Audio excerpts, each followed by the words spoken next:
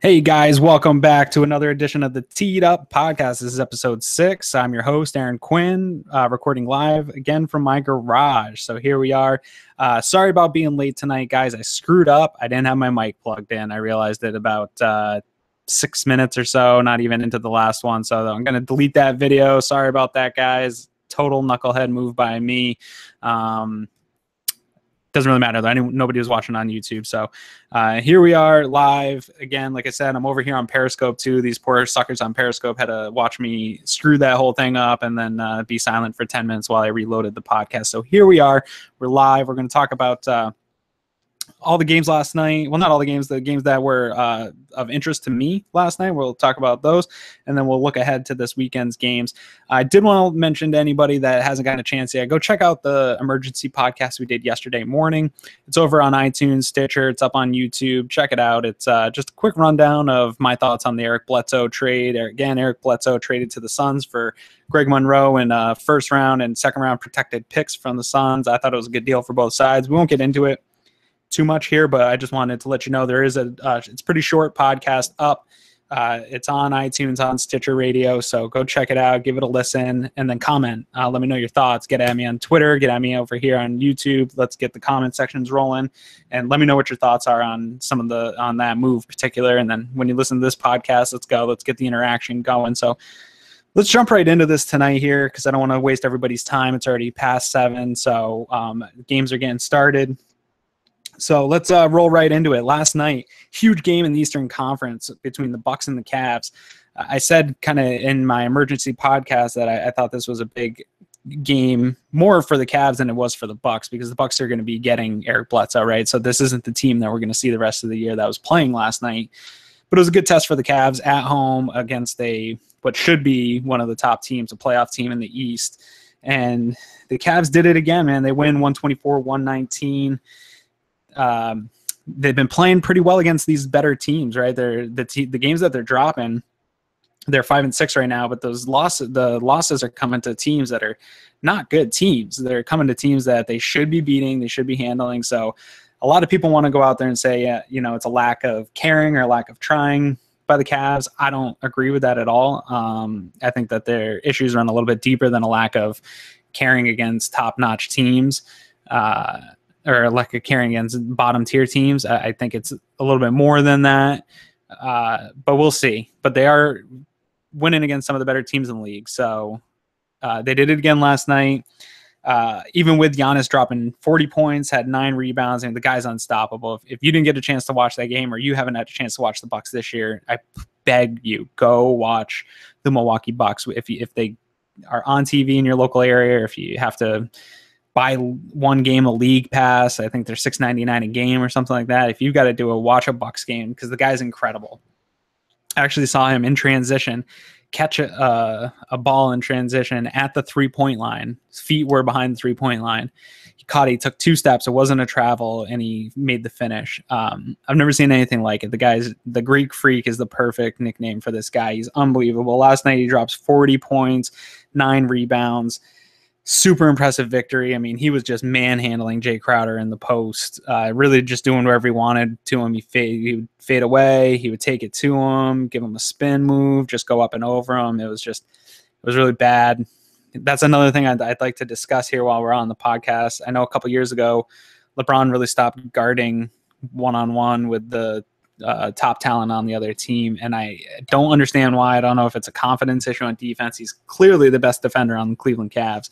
Crowder is a good defender, I'll give him that, but he's not LeBron, right? LeBron possesses unreal athleticism. I don't know if it's just LeBron's trying to save some energy on the offensive side of the ball. If that's the case, I think that's stupid.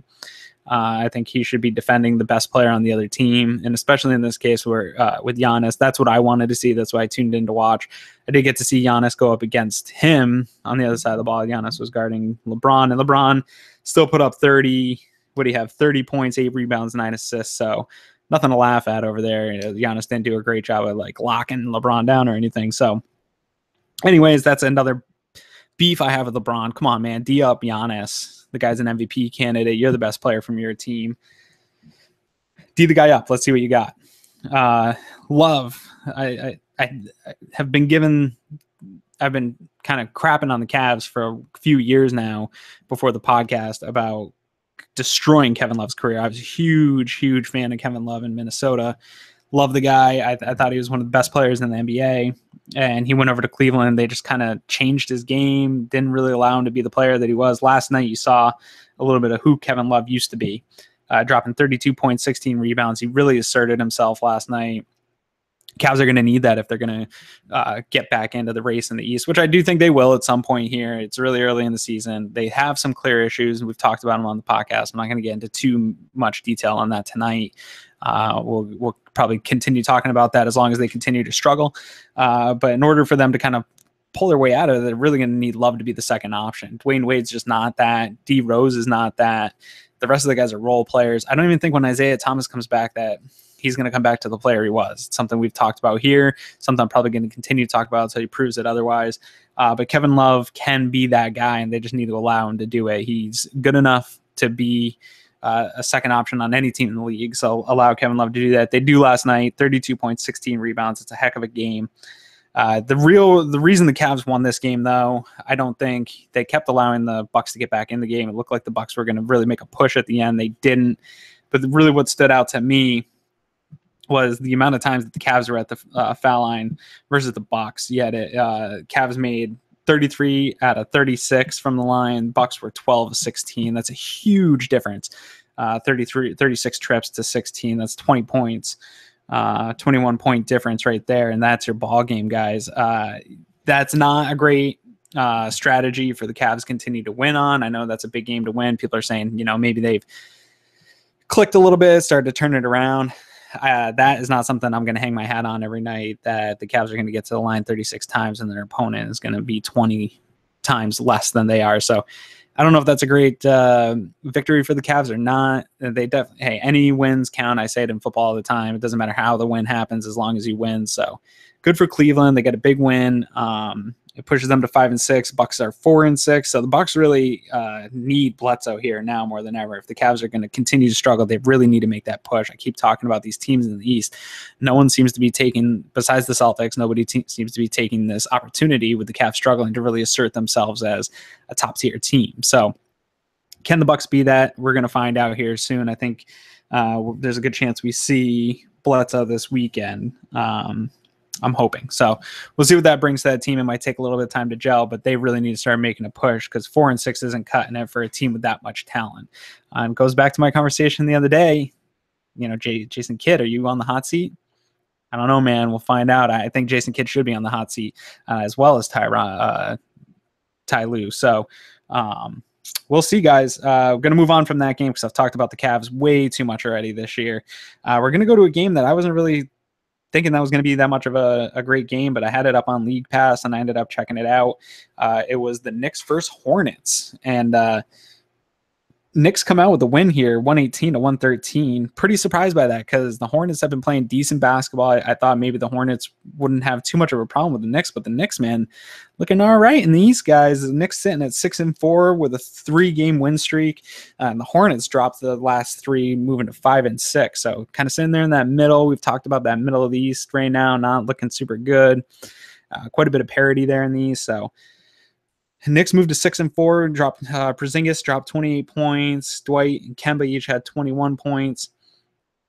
Something I want to bring up here, man. If the Knicks continue on a run like this, is Porzingis in the MVP conversation? I had a hard time even kind of considering that when the year started. He's so young and he has a lot of work left to do in his development, which is the scary part about him because he's playing out of his mind and he's not even a fully developed player. So I'm terrified when he actually puts it all together, what he's going to do, because it's going to be incredible to watch. The makes me want to take a second too to talk about what good shape the league is in for the future, right? You got these young players all over. We just talked about Giannis dropping 40. He's really developing into a great player. Now you got Porzingis. You got Karl Anthony Towns. He's going to be a hell of a player. Simmons is killing people all over the league. The list goes on and on. I mean, I'm totally missing out people, but the young talent that I'm seeing each and every night in this league is unbelievable. I don't know that I've ever seen a time in the NBA where these guys all these guys under 22 years of age are just dropping vets in the league like it's nothing, and just putting up 30, 40 points every night. Somebody's doing it. So awesome time to be watching the NBA, guys. I know people are down on the NBA right now. Don't be. There's good games on every night. Even I didn't think this game was going to be good. It was a lot of fun to watch. But anyway, Knicks pull it out. I think Porzingis should start to be in the MVP conversation, especially if the Knicks can be a playoff team this year. I mean, Russell Westbrook was the MVP of a not great team last year. So why can't Porzingis be the MVP of a team this year? If the Knicks make the playoffs after losing Carmelo Anthony, I think he's got to be in that conversation, especially with the way he's playing. If he can maintain that all year, Porzingis has got to be in the conversation. Obviously, I think Giannis is ahead of him right now, but you got to talk about Porzingis as a possible MVP candidate. I just don't know how you can't mention him in that conversation right now, because look at the Knicks record. They should not be 6-4.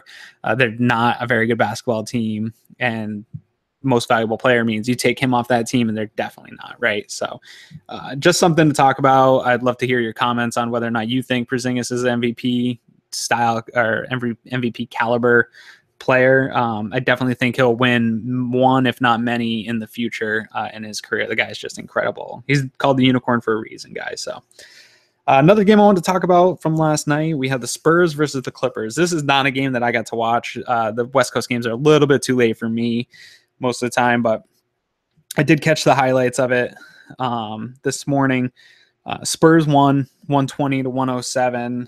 Spurs, that moves the Spurs now to 7-4 on the year. They've also won 3 in a row. A lot of people were down on the Spurs recently, kind of saying like, "Oh, I remember the first time they had a losing record. It was one of like the few times in the Popovich era that they've had a losing record." And people are like, "Oh, what's wrong with the Spurs?" Nothing's wrong with the Spurs, guys. Don't worry about it. They're just missing some players, and they're going to have to get them back. And while they're missing these players, they're trying to gel. So I'm not super worried about it. Clippers moved to 5-5. They've lost 3 straight. So similar to the last game, one team's on a 3-game winning streak, the other on a 3-game losing streak. Aldridge dropped 25 points. Danny Green put up 24, and Rudy Gay, who in my mind is the perfect pickup for the Spurs in free agency. I think he's the perfect Spur. Really, he just embodies, I think, what they're looking for, a vet player who's, at the last leg of his career, trying to prove himself, just a solid all-around player. I mentioned it before that I just think it's a great fit for him. He's never been able to play in a system like this with good coaches, good players. I think you're going to see a lot from Rudy Gay this year. And last night he puts up 22 points in 23 minutes, and he was 4-5 from 3, which is just a really solid night from a really good player, guys. And just wait till Kawhi comes back and just adds more to that rotation, Tony Parker. So this team's not done, guys, and they're sitting at 7-4. That's not a bad position to be in the West right now. There's some teams struggling in the West.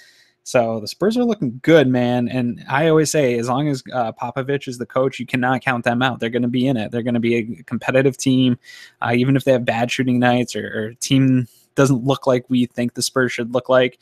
They're going to be fine. Trust me. I think the Spurs are going to be right there in it, pushing for a Western Conference Finals again this year. So maybe I'm wrong. I don't think I am. One note on the Spurs that we kind of found out this week too is Popovich was saying that Kawhi Leonard is a little bit behind schedule on his rehabilitation, which isn't great news. I was really bummed to hear when we found out that he was going to miss the first couple weeks of the season. Now we're 10 games into the season. We have not seen Kawhi even get back to practice yet. So that is super concerning to me. I love his game. I love to watch him. So that was a huge bummer for me to know that he was not going to be suiting up early to start the year. Spurs, though, still doing fine without their best player. So we'll see what happens when they get him back. I mean, it can only get better. I'm assuming they're just adding better pieces back with Tony and Kawhi. So we'll see. But just something to note that he's got a few more weeks was the quote. Kawhi's got a few more weeks until return. But Tony Parker is back to playing 5-on-5 in practice. So I would expect him to maybe come back in the next few games here. And that would be a huge addition for the Spurs in the West. So just something to keep an eye on, guys. So anyway, Spurs win 120-107. And we don't know really who the Clippers are. I'm not really certain. I haven't gotten to watch enough of them to really make a determination on what kind of team they are. But as of right now, from what I've seen, I'm not super sold on them. So and then we go over to a game that I thought was just going to be a blowout game. I really had no interest in watching it. And then I woke up this morning and I saw that the Kings shocked the Thunder in a 94-86 game. You're not seeing a whole lot of games under 100 right now, guys. The league is just not built that way. It's a scoring league, and especially you have all these guys on the Thunder, Melo, Paul George, Westbrook. You assume that they're going to drop over 100 every single night of the week, but nope, held to 86 points. Moves the Thunder to 4-6, and the Kings pick up their second victory, moving them to 2-8 on the year.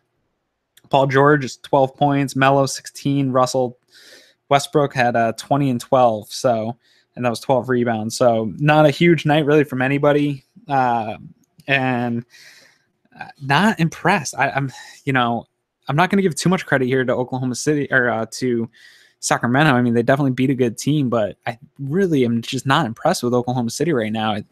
It looked like I haven't gotten to watch a lot of their games. I just want to get that out of the way. I've mostly watched highlights. I've seen some games while it's on League Pass, but I thought they were going to be fine, especially in the preseason. It looked like Russell Westbrook had no problems moving the ball to those guys, getting them going. Those first couple of games, it looked like I was like, hey man, this team's got decent chemistry early. That's a great sign, but they're sitting at 4-6, and everybody's talking about the Cavs struggles, but we should be really talking about the Thunder struggles too, because they're a team that everyone said, this is a team that's built to compete with the Warriors, and I'm not seeing that. So I'm not really sure what's going on with the Thunder. Like I said, I haven't gotten to watch enough of them. If anybody has that watches this, I would love to hear your comments. So comment over on the YouTube channel. You can drop me a line on Twitter. Let me know what's up with the Thunder, guys. If you're watching the Thunder, I want to know. I'm not a huge fan of Melo, so one thing that's interesting to note is the Knicks are playing a lot better than they have been the last few years with Melo, and the Thunder seem to be playing worse. Although they weren't a great team last year, but they're not playing well with the addition of Melo. So what does that have to say about Carmelo Anthony? I don't know. I don't think Carmelo Anthony's a good player. I don't think he's a good team player. I think he's a little bit of a cancer. I think he's a black hole with the ball. He plays no defense. I don't like his game at all. I thought he was going to be a great player way back when he came out. He just has never. He just doesn't seem to have that heart to be a great player. I mean, he's obviously a great offensive weapon, but just all around, I just don't like his game. And I wasn't sure that was going to be a good addition, and we'll see. I could be totally wrong. Obviously, it's only November, so they have plenty of time to turn around, but tell me what's wrong, guys. I don't know. I haven't watched enough to really say, so something's not right now in Oklahoma City, and somebody's got to let me know what's going on over there. That's it for last night's games. Just that quick rundown there. It was a great night to watch. So again, if you haven't had a chance to get into NBA, I know a lot of people are into hockey, or we're all watching football right now too. And it's early in the season. Not a lot of people get into NBA early in the season. You're missing out. You're missing out on some great games. There's a lot of good teams out there. I mean, even the Kings, I haven't watched a lot of them, but Fox is awesome. There's just young talent all over the league. So even the teams that you're like, man, that team sucks. Don't sleep on them, man. Go check it out. If there's a game on, check it out. The league is getting a lot better, guys. It's a great time to be a basketball fan. So get in on it. Watch some games. If you went away from basketball for a little bit, come back. We've never left you. We never will. Basketball will always be here for you. You can leave. You can come back. It's okay. You don't have to have too much pride. I know a lot of people left basketball. They got sick of watching it. Come back. The game's changed. The game's better. There's so much talent around the league. You will not be disappointed. I promise you. With that said, let's look ahead to this weekend's games, or the rest of this week's games. So tonight, going on right now, actually, it just started 20 minutes ago. We have the 6-4 Knicks at the 6-4 Magic. So that's going to be a fun game, I think. I'm going to probably pop off here in a minute and get started watching that, because that's a game I'm not really sure who these two teams are. I'm not sold on the Magic. I don't think they can maintain the level of play that they've started out with. I think they came out real hot. Not sure they can maintain that level, and it's a good opportunity to go up against the Knicks team, who just won 3 in a row. So it's Knicks at Magic, 7 o'clock Eastern Standard Time. So it's happening right now. I'm going to pop off and watch that here in a little bit. That'll be a game that we'll definitely want to update you guys on the next podcast, or follow me on Twitter, and we'll probably be talking about it there. Another 7 o'clock game that's pretty interesting to me, because I didn't have either of these teams as being good teams this year, but at least one of them's proven me wrong, and I'm not really sure on the other. It's the Pacers versus Pistons in Detroit, 7 o'clock tip-off, which is happening right now. Pacers 5-6, Pistons at 7-3, guys. I didn't see that coming at all. Not even gonna lie, I did not see the Pistons as a 7-3 team to start the year. I don't see them as a playoff team.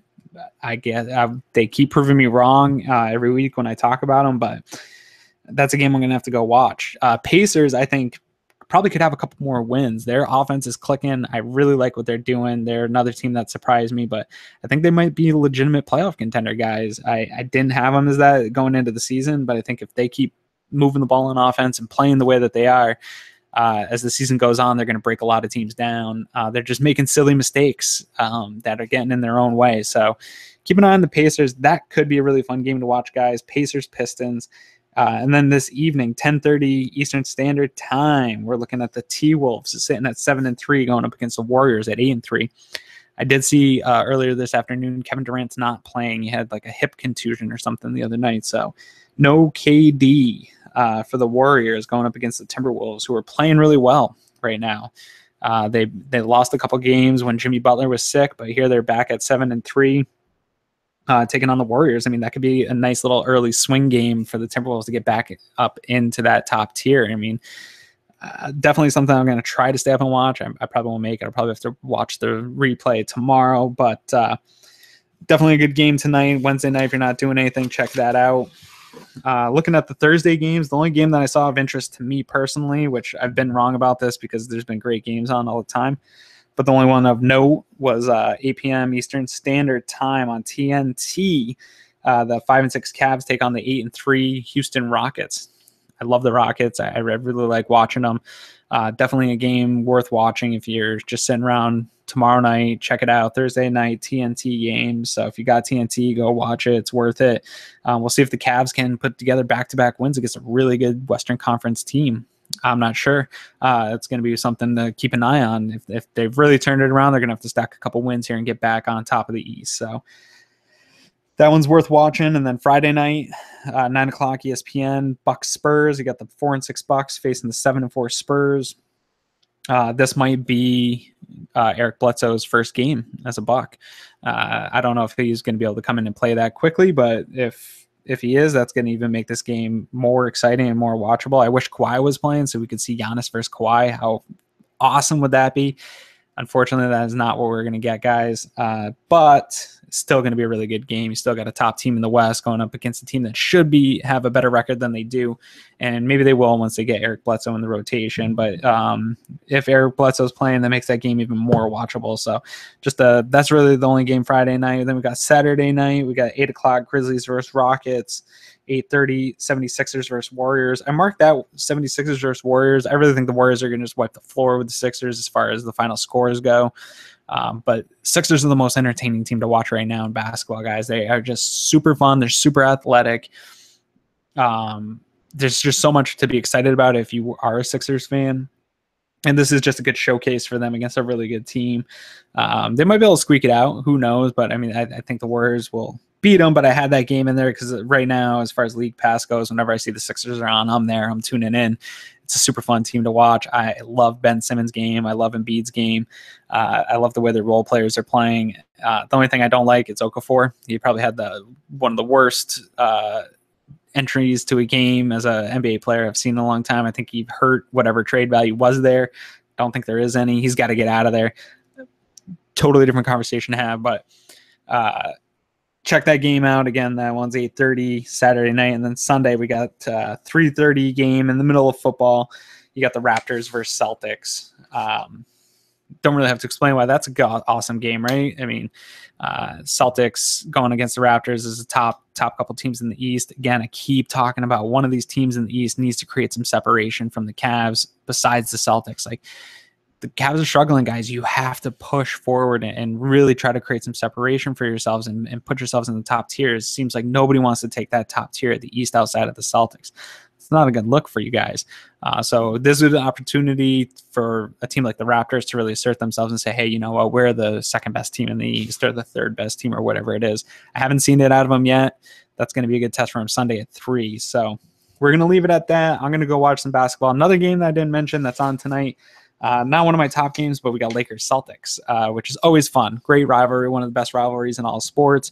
That's going to be a fun game to watch. So go check that out. I don't know if anyone's even watching this. If you are, stop. Go watch basketball. There's so much good basketball on. So I'm going to leave you tonight. I want everybody to go listen to us. We are on iTunes. We're on Podbean and Stitcher. You can watch it. Watch the recaps. Or the recaps on YouTube. We're also on Periscope. It records over there. I apologize to the Periscope people earlier. Again, we ran a little longer on Periscope tonight because I screwed up this podcast, guys. I got to take that L. That L's totally on me. I didn't have my mic hooked up or plugged in, and I went live not knowing. So my bad to all those watching on Periscope. But go follow me on Periscope. I'm over there too. You can watch my ugly mug talk about the NBA for 20, 30 minutes a night weekly. So go and follow us. We're on Twitter. You can look it up. Teed Up Podcast. There's a Facebook, or we're on Facebook. You can look us up at Teed Up Podcast.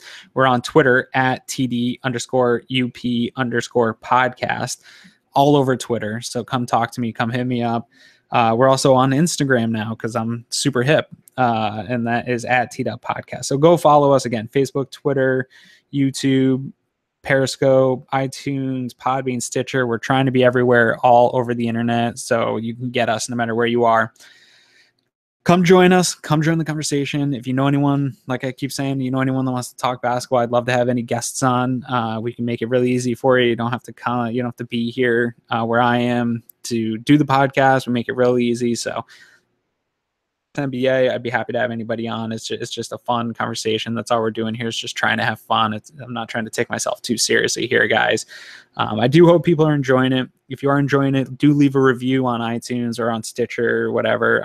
It just helps more people hear the podcast. I'm just trying to spread the beauty that is the NBA right now, guys. I'm really loving basketball, and I want everybody to kind of have this discussion with me. So before I leave you, I just want to mention that you don't get to see it on YouTube or Periscope, but those who do listen to the podcast, my intro music is by Cody Chapman.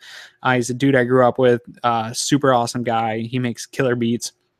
You can find him at chapmatic.bandcamp.com. Go listen to it if you're a hip hop head like myself, or like I try to claim that I am, or you just like beats. Go listen to it, because I was actually pretty blown away by his stuff. So he allowed me to use one of his songs as my intro song, and you'll check it out. You also hear it on my review clips. When I rock my reviews, I do little clips throughout the week. So check that out. Again, follow me on all those networks. I appreciate you guys spending some time with me here to talk NBA, and we'll be back next week with another episode, guys. Thanks. Enjoy the games.